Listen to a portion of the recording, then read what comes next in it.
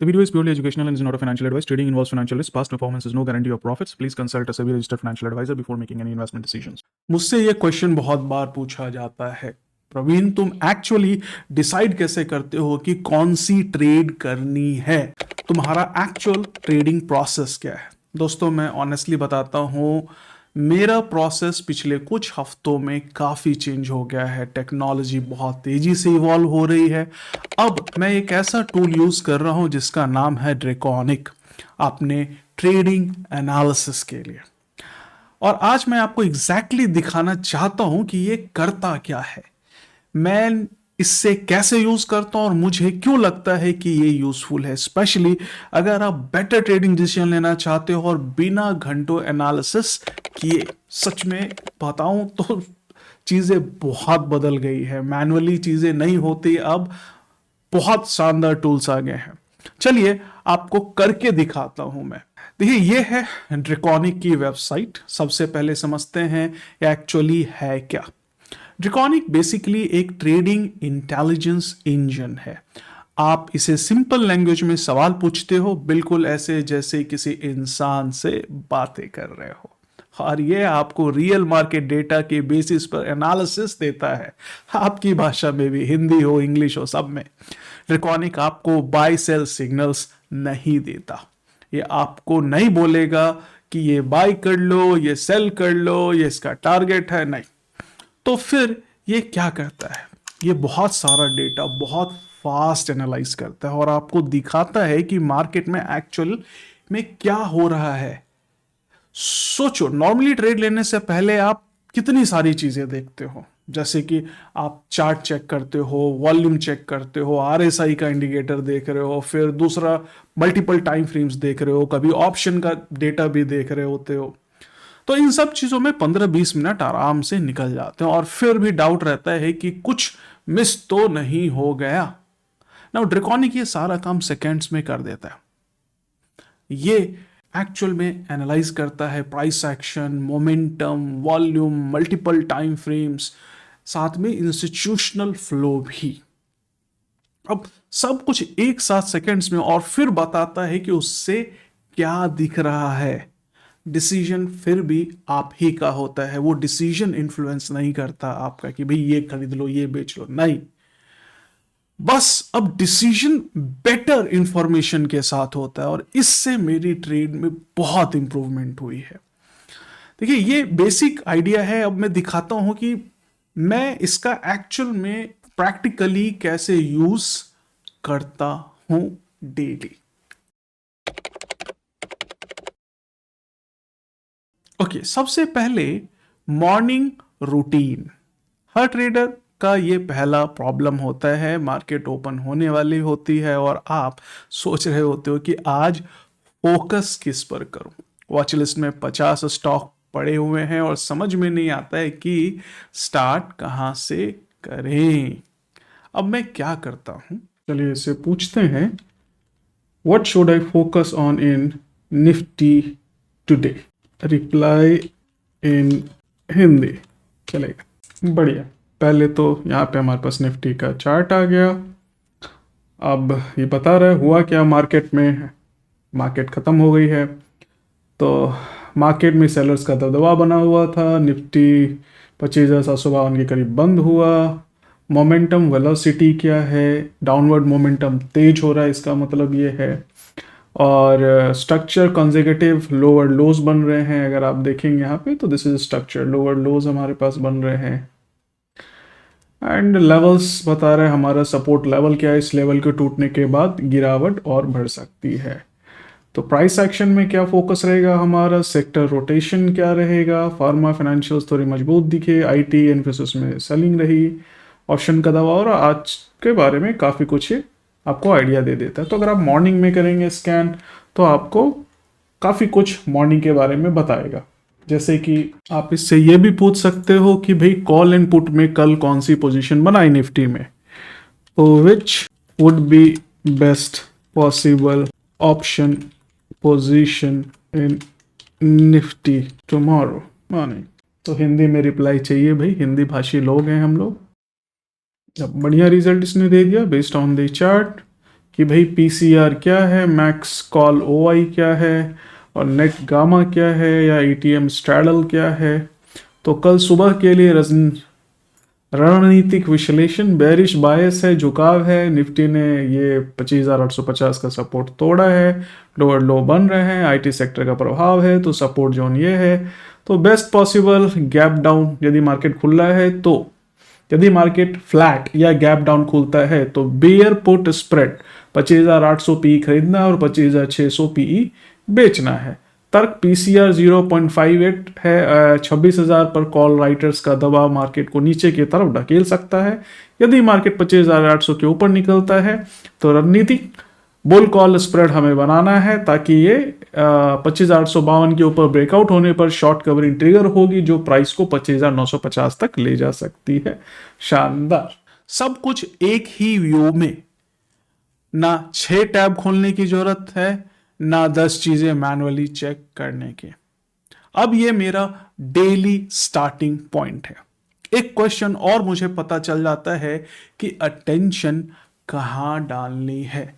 Beginners के लिए तो ये और भी यूजफुल है, क्योंकि सबसे बड़ी मुश्किल चीज होती है कि भाई क्या देखना है। ड्रैकोनिक नॉइस हटा देता है। अगला सिनारियो जो हर ट्रेडर फेस करता है, आप एक स्टॉक देखते हो, प्राइस रेजिस्टेंस के ऊपर ब्रेक कर गया, चार्ट पे सब अच्छा लग रहा है, दिमाग बोल रहा है एंट्री ले लो, मूव मिस हो जाएगा, एकदम फोमो हो जाता है। पर कितनी बार ऐसा होता नहीं है।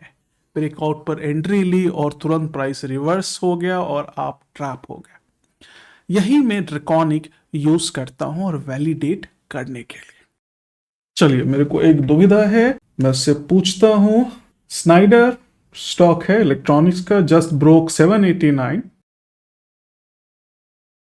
इज इट ब्रेकआउट रियल और लाइकली टू फेल? देखते हैं क्या होता है। तो ये कहता है कि भाई the break of 789 earlier in this session is currently showing sign of rejection rather than a confirmed breakout. अब क्या कहता है? Price action reading rejected at 794.85, breakout failed to sustain, मतलब उसके ऊपर सस्टेन नहीं कर रहा। मोमेंटम बता रहा है नेगेटिव है, velocity accelerating at 3.65, downward momentum expanding है, स्ट्रक्चर रिजेक्शन है, मल्टीपल अपर वीक्स है, एंड सेलर डिफेंडिंग 790 का zone.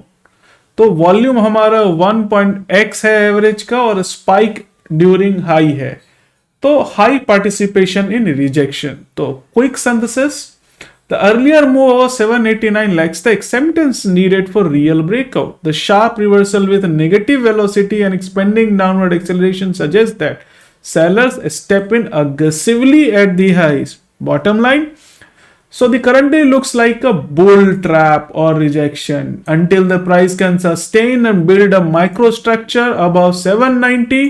The positive velocity 789 zone remains a significant resistance barrier. तो चार्ट बोल रहा है ब्रेकआउट हो गया, पर डेटा बोल रहा है थोड़ा संभल के काम करो। यही ड्रैकोनिक का फायदा है। जो चीज सिर्फ कैंडल देख के नहीं देखते, वो ये आपको दिखा देता है। अब मैं इन्फॉर्म डिसीजन लेता हूं, शायद पुल बैक का वेट या फिर शायद ट्रेड स्किप कर दो, पर ब्लाइंड एंट्री तो नहीं लेनी है। अब ये मेरा फेवरेट है, मैं इसे बोलता हूं pre trade checklist. Most traders क्या करते हैं, ट्रेड एंटर करते हैं, फिर रियलाइज होता है ओह ये तो चेक ही नहीं किया, तब तक लेट हो चुका होता है। अब हर ट्रेड से पहले मैं एक क्वेश्चन पूछता हूं। तो मैं उससे पूछता हूं, I am thinking of going long on HDFC at 920, what should I know before entering? Reply in Hindi. देखिए कि क्या मिला हमें, बढ़िया रिप्लाई। ये कहता है कि HDFC बैंक के 920 के स्तर पर लागू लॉन्ग एंट्री लेने से पहले आपको इन मुख्य बातों का ध्यान रखना पड़ेगा। पहला तो मोमेंटम, वेलोसिटी 0.36 है, यानी कि 15 मिनट पर मोमेंटम धीमा है। हालिया गिरावट के बाद रिकवरी के ठोस संकेत नहीं है। प्राइस लगातार गिर रहा है, हम चार्ट में देख रहे हैं। स्ट्रक्चर लोअर, चार्ट पर लगातार 3 लोअर हाइज हैं और लोअर लोज बन रहे हैं, जो एक शॉर्ट टर्म डाउन ट्रेंड को भी दर्शाता है। वॉल्यूम रेशियो 1.71x है, औसत से 1.7 ज्यादा वॉल्यूम के साथ क्लोजिंग की हुई है, जो सेलर्स की इन्वॉल्वमेंट को बेसिकली बढ़ाती है। वॉल्यूम काफी ज्यादा है, सेलिंग हाई वॉल्यूम के साथ हो रही है। फ्लो क्या है, तो मार्केट डेप्थ में 19,000 का नेट बाइंडिंग, 19.3K का नेट बाइंडिंग डेटा है, जो निचले स्तर पर कुछ खरीदारी का संकेत दे रहा है। ठीक है, एनीवेज, तो सपोर्ट जोन फिलहाल 1919 के बहुत करीब ट्रेड कर रहा है, जो आज का महत्वपूर्ण स्विंग लो है। और अगर इस तरह टूटता है तो अगला सपोर्ट 1918 के आसपास होगा, रेजिस्टेंस हमारा 1920 के आसपास होगा। Price section 15 minute time frame पे RSI 35.21 है, जो ओवरसोल्ड के करीब है, लेकिन अभी तक किसी रिवर्सल या बुलिश पैटर्न की पुष्टि नहीं हुई है। तो बॉटम लाइन, वर्तमान डेटा के अनुसार डाउन ट्रेंड का प्रेशर बना हुआ है और 1920 पर एंट्री रिस्की हो सकती है, क्योंकि स्टॉक अपने आज के लो को बार बार टेस्ट कर रहा है। तो आपको टेक्निकली पूरी चेकलिस्ट मिल जाती है यहाँ पे काम करने के लिए। सोचो, ट्रेड लेने से पहले अगर ये सब पता हो, कितना डिफरेंस पड़ेगा ट्रेड लेने में। सिर्फ इसी वजह से मैंने बहुत सारे बैड ट्रेड्स अवॉइड किए अपनी ट्रेडिंग में। अब ये बहुत इंपॉर्टेंट है, स्पेशली बिगिनर्स के लिए जो बार बार स्टॉप लॉस हिट करवा लेते हैं। जरा सोचो, आप कितने टाइम फ्रेम्स चेक कर सकते हो और कंफ्यूजन ना हो। ज्यादातर लोग सिर्फ एक ही टाइम फ्रेम में काम करते हैं। 5 मिनट चार्ट्स बुलिश लगा, एंट्री ले ली, फिर SL हिट, कंफ्यूजन। अब प्रॉब्लम यह है कि डिफरेंट टाइम फ्रेम्स अलग अलग स्टोरीज बताते हैं, है कि नहीं? अगर आपको थोड़ा भी एक्सपीरियंस है तो आपने ये समझा होगा। चलिए, तो इससे सवाल पूछते हैं। Bank Nifty looks bullish on 5 minutes, what does 15 minute show? Reply in Hindi. अपन हिंदी भाषी हैं तो हिंदी भाषा में रिप्लाई देखते हैं। तो यहाँ पे हमारा 5 मिनट का और 15 मिनट का दोनों ही चार्ट खुल गया है और अब ये कंपेयर कर रहा है, कंपेयर करके बता रहा है कि भाई हमारा जो मोमेंटम की वोलेसिटी है वो डाउनवर्ड बायस है, ये -0.41 है। जितना ज़्यादा वोलेसिटी रहेगी उतना अग्रेसिव रहेगा। स्ट्रक्चर हमारा है BB स्क्वीज है, बॉलिंजर बैंड स्क्वीज है, वोलेटिलिटी कंप्रेशन है हमारा यहाँ पे। PCR हमारा 0.94 है, that says a neutral sentiment. PCR मतलब 1 के आसपास न्यूट्रल बताता है। तो आप कहते हैं कि आप जो 5 मिनट पर तेजी देख रहे हो वो 15 मिनट टाइम फ्रेम पर भी कंफर्म नहीं हुई है। प्राइस अभी 821 और 50 EMA के नीचे ट्रेड कर रहा है, जो डाउनवर्ड प्रेशर का संकेत है। बॉलिंजर बैंड में स्क्वीज है, जिसका मतलब है कि मार्केट एक बड़े ब्रेकआउट की तैयारी कर रहा है। तो 5 मिनट का बाउंस सिर्फ एक इंट्राडे रिकवरी अटेम्प्ट है और 15 मिनट पर ट्रेंड अभी तभी बढ़ेगा जब प्राइस 60,850 के ऊपर सस्टेन करेगा। बॉटम लाइन, मार्केट अभी रेंज बाउंड है, नीचे 60,600 सपोर्ट और 60,850 कड़ी रुकावट यानी कि रेजिस्टेंस है। इसे बोलते हैं टाइम फ्रेम कॉन्फ्लिक्ट, और इसी वजह से लोग ट्रैप होते हैं, है कि नहीं? ड्रैकोनिक आपको दोनों दिखा देता है, और अगर कॉन्फ्लिक्ट है तो आप केयरफुल रहते हैं ट्रेड में। चलिए, अब लास्ट सिनारियो को समझते हैं, बहुत इंपॉर्टेंट है। आप ऑलरेडी ट्रेड में हो, प्रॉफिट चल रहा है, पर डाउट है, होल्ड करूं या एग्जिट। ये सबको प्रॉब्लम होती है। इधर इन्फोसिस में जबरदस्त गिरावट देखने को मिली है, 1500 पे लॉन्ग पोजीशन है और काफी ज्यादा गिर गया है, तो कंफ्यूजन है कि होल्ड करे या एग्जिट।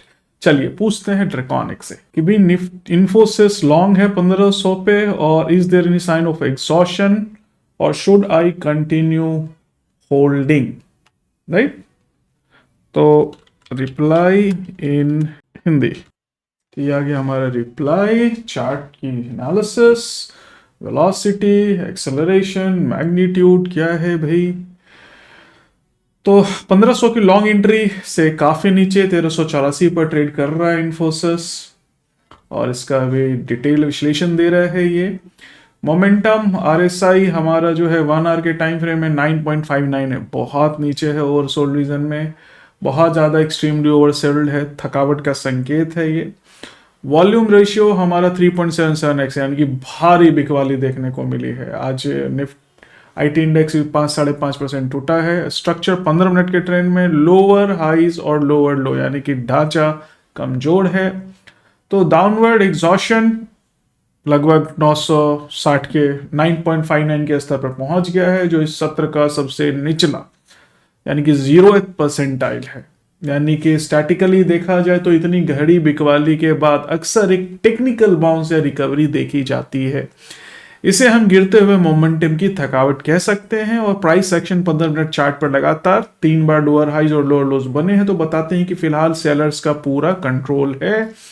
और 1385 का एक महत्वपूर्ण इंपॉर्टेंट सपोर्ट लेवल अभी टूटा है, जो निकटतम रेजिस्टेंस का काम भी करेगा। तो वॉल्यूम फ्लो आज की गिरावट औसत से लगभग 3.7 गुना ज्यादा वॉल्यूम के साथ आई है। ऑब्वियसली बात है, पूरा इंडेक्स गिरा है, नेगेटिव सेंटिमेंट है। तो फैक्टर बैलेंस विक्रेता हावी है, लेकिन इंडिकेटर्स रिकवरी का संकेत दे रहे हैं। मार्केट स्टेटस भारी गिरावट के बाद ओवरसोल्ड स्थिति है। ऊपर की तरफ 1395 और 1409 मुख्य रेजिस्टेंस है, और नीचे की 1380 का स्तर टूटने पर गिरावट आ सकती है। तो ये आपको काफी हद तक आपको इशारा कर रहा है होल्ड करना है या एग्जिट। डिसीजन फिर भी आपका ही होगा, पर डिसीजन अब फियर या होप पे नहीं होगा, डेटा बेस्ड होगा। सच बोलो, ड्रैकोनिक यूज करने के बाद कोई सीक्रेट स्ट्रैटेजी नहीं मिली, ना ही ओवरनाइट पैसा डबल हुआ। बट एक चीज चेंज हुई, मैं खुद पे डाउट करना मैंने बंद कर दिया। अब जब बाय क्लिक करता हूं तो मुझे पता होता है कि मैं किस सिचुएशन में एंटर कर रहा हूं। ट्रेडिंग में इंफॉर्मेशन सब कुछ होती है, और ड्रैकोनिक बस बेटर इंफॉर्मेशन फास्टर देता है। अगर ट्राई करना चाहते हो तो लिंक में डिस्क्रिप्शन में दे रहा हूं, यूज करो और क्वेश्चन भी पूछो। अगर डाउट हो तो कमेंट में लिखो, मैं आंसर करने की पूरी कोशिश करूंगा। और समय के साथ अपने आप को ढालना ही समझदारी है। मिलते हैं अगली वीडियो में, तब तक के लिए